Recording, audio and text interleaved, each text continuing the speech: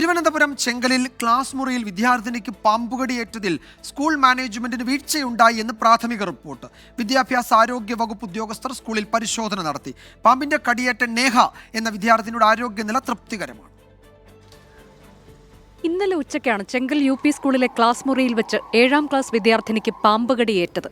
നെയ്യാറ്റിൻകര താലൂക്ക് ആശുപത്രിയിലും മെഡിക്കൽ കോളേജിലും ചികിത്സ തേടിയ വിദ്യാർത്ഥിനി നേഹയുടെ ആരോഗ്യനില തൃപ്തികരമാണ്. വിദ്യാഭ്യാസ മന്ത്രിയുടെ നിർദ്ദേശത്തെ തുടർന്ന് നെയ്യാറ്റിൻകര AEO സ്ഥലം സന്ദർശിച്ചു. ചെങ്കൽ UP സ്കൂൾ മാനേജ്മെന്റിന് വീഴ്ച സംഭവിച്ചു എന്നാണ് പ്രാഥമിക റിപ്പോർട്ട്.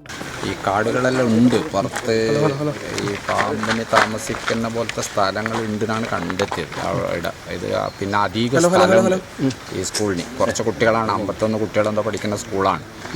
അപ്പോൾ ഇപ്പോൾ പാമ്പ് കടിയേറ്റത് അവർ അവർ ക്ലാസ് അല്ലാത്ത ക്ലാസ്സിലാണ് അത് ഉണ്ടായത്. റിപ്പോർട്ട് എടുക്കാം. പിന്നെ ഇത് ക്ലീൻ ആക്കുന്നുണ്ടെന്നാണ് പറഞ്ഞത്. സ്റ്റാർട്ട് ചെയ്തിട്ടുണ്ട്, അതിൻ്റെ ചില സൂചനകൾ കാണുന്നുണ്ട്. പരിശോധനാ സമയത്തും സ്കൂളും പരിസരവും കാട് മൂടിയ നിലയിലായിരുന്നു.